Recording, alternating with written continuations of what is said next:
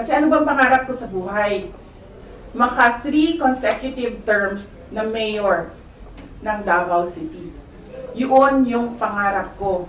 Or impeach nila ako, hindi kawalan sa akin ang posisyon na Vice President. In the first place, hindi ko naman gusto tumakbong Presidente. Hindi ko gusto tumakbong Vice President. Tumakbo lang ako dahil pinag-uusapan nila, kahit na i-deny nila, pinag-uusapan ng members of the House of Representatives.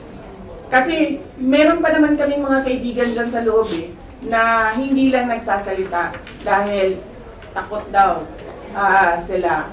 Kung sinasabi nila, it's openly discussed yung impeachment. How is it progressing, ma'am? Naku, hindi ko alam sa kanila.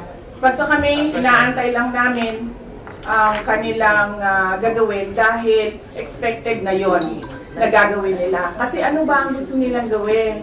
Gusto nilang pabagsakin ang pamilya Duterte sa politika. At hindi lang siguro politika, sa personal din. Dahil sinama nga nila yung asawa ko sa...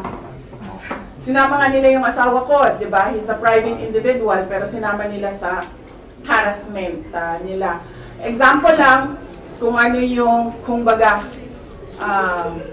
playbook. Doon kay President Rodrigo Duterte, nakikita nyo, di ba? Merong quad committee ng House of Representatives na iniimbestigahan yung kanyang mga desisyon noong siya ay Pangulo pa.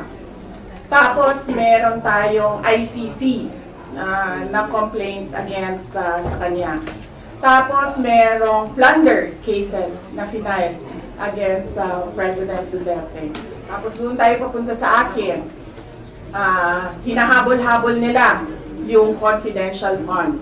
In fact, nung sinabi ko to express goodwill, sabi ko, at saka para hindi na tayo magkagulo, o sige na, we'll shoot blind sa projects namin. Huwag na natin gamitan ng confidential funds. Pwede pa rin naman yan, pero mas mahirap. Kasi you cannot purchase information, you cannot give rewards. Hindi mo mamahahanap kung ano yung tinatarget mo sa security issues and peace and order. Tapos, etong impeachment na pinag-uusapan nila. Tapos narinig nyo, di ba? Anong play ni Castro?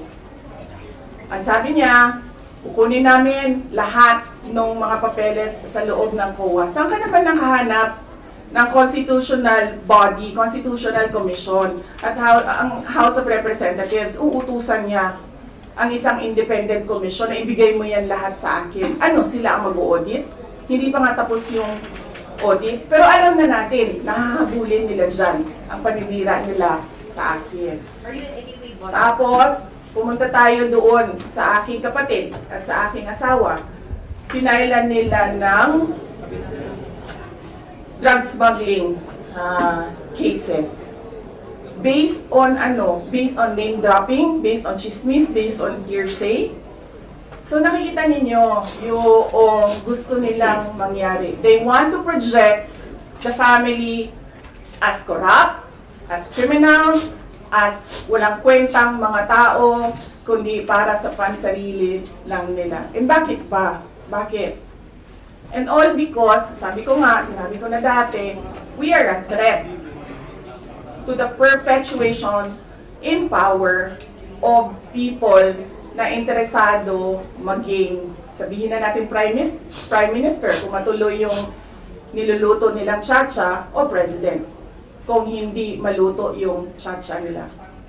Are you in any way bothered by the alleged impeachment moves po sa House, ma'am? Hindi. Hindi, I'm not at all bothered. I am bothered na gusto nila i-frustrate ang pinili ng mga tao na maging Vice President, all because of power and politics. Pero kung ako lang, ulitin ko lang ha, unang-una, hindi ko gusto tumakbong President. Di ba nga, kaya nung tinanong ako ng magkapatid na Marcos, ni BBM at ni Senator Amy, kung tatakbo ako, diretso ko sinabi, January of 2021, sabi ko sa inyong lahat, hindi ako tatakbong Pangulo. Totoo yun. Tapos,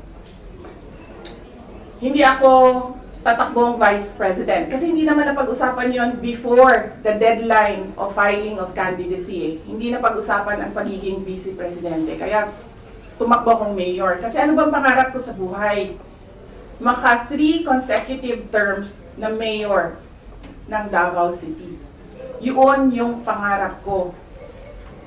Tapos, pagkatapos ng filing of candidacy, lumapit na sa akin yung magkapatid na Marcos.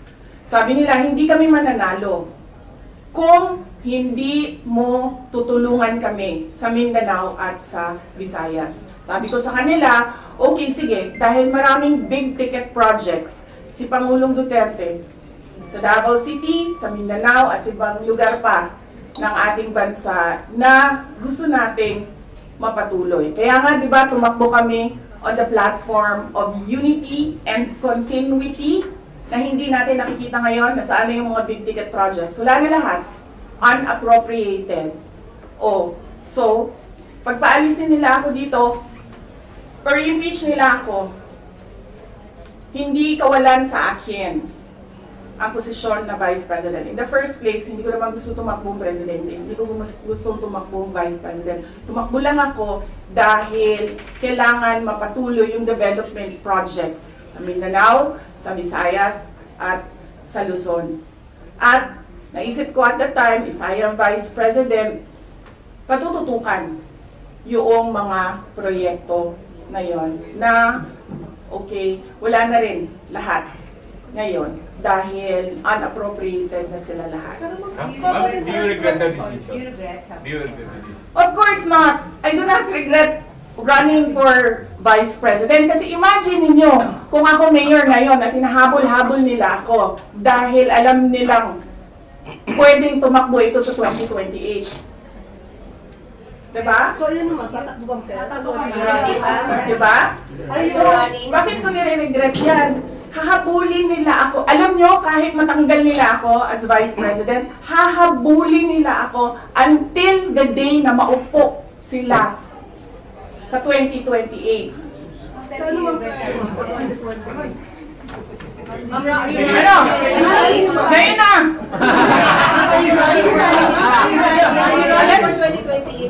Mahirap sagutin ang 2028 kasi imagine niyo, pagbaba ko dito, nahulog ako doon sa hagdanan. 'Di ba? Namatay ako bukas. Sayang yung paghahanda ko. Sayang yung paghahanda ko. Dahil ang layo ng 2028. Dapat magplano for 2028 sa 2027 at fourth quarter ng 2026. But you have plans of being the next president? Wala akong planong ganyan. Despite yung harassment sa family mo? Yes, ma'am. Wala naman kami, ano ba sinabi nila, huwag kami matakot. Hindi kami takot. Hindi kami takot. Sumasagot lang kami sa kanilang mga atake sa amin. At gusto lang namin ipresenta sa taong bayan ang isang perspective na ginaganito kami dahil we are a threat politically and for power. Do you regret having the mark? Last question. Do I regret helping do you want to answer that question? Yes. Or alam mo ba ang sagot? And friends mo ba kayo Okay. sa Marcos? Senator Amy? Amy. Senator Amy Marcos? Magkaibigan naman kami. Last question. Helping BBM. helping PBBM. Kasi ganito yun, sabi ko nga kanina eh. Inisip ko na yan eh. Sinabi ko kanina eh.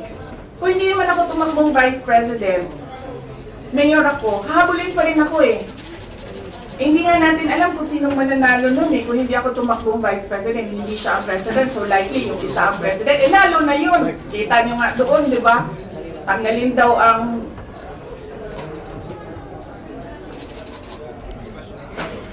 Ano? Ma'am, sabi mo, hahabulin ka rin. How would I protect myself? I hire lawyers, ma'am. Yan na lang naman kasi talaga ang magawa ko. Pero kung makikita nyo, hindi na talaga sila sumusunod sa batas, sa harassment nila. So, tatanggapin kung ano yung darating. Kaya sara-sara.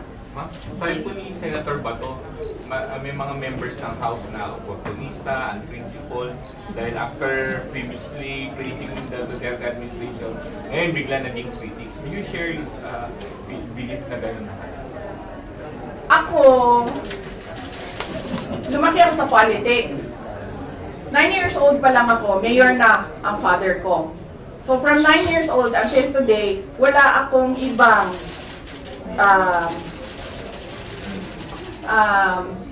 ano ba tawag dyan? Wala akong ibang universe kundi pag-aaral, nung ako'y nag-aaral pa, politika, nung natapos na ako nag-aral. Wala akong problema maghiwalay tayo sa politika. Diba? Kasi hindi naman talaga natin ma-define kung saan tayo bukas sa politics. Kasi eleksyon ang ating mga public officials dito May eleksyon Kaya hindi natin alam kung saan tayo papupunta bukas. Wala akong problema. Maghiwalay tayo lahat. Diyan kayo lahat. Dito ako mag-isa. Ang hindi ko naggugustuhan ay yung pambabastos. Yun.